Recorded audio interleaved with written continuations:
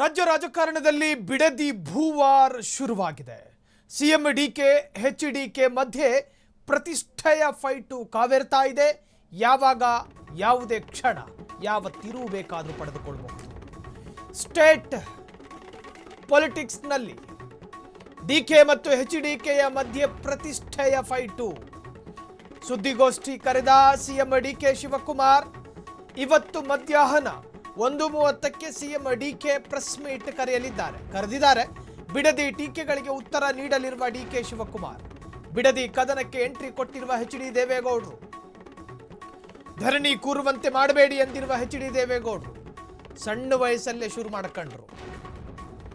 ದೇವೇಗೌಡರ ವಯಸ್ಸು ಭಾರಿ ಸಣ್ಣದು.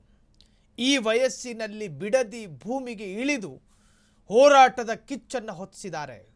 ನಾನು ಒಂದು ವೇಳೆ ಧರಣಿ ಕೂರೋದಕ್ಕೆ ನಿರ್ಧಾರ ಮಾಡಿಕೊಂಡ್ರೆ ಅಲ್ಲೋಲ ಆದೀತು ಕರ್ನಾಟಕ ರಾಜಕಾರಣದಲ್ಲಿ.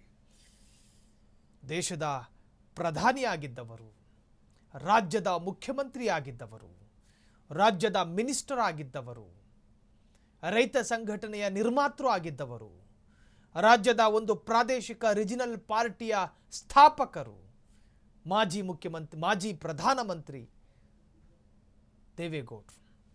ಸೊ ಡಿಕೆ ಶಿವಕುಮಾರ್ ಕೂಡ ಬಿಡದಿಯ ಕೌಂಟರ್ಗೆ ಉತ್ತರ ಕೊಡೋದಕ್ಕೆ ಇವತ್ತು ಪ್ರೆಸ್ ಮೀಟ್ ಕರೆದಿದ್ದಾರೆ ಎನ್ನಲಾಗ್ತಿದೆ.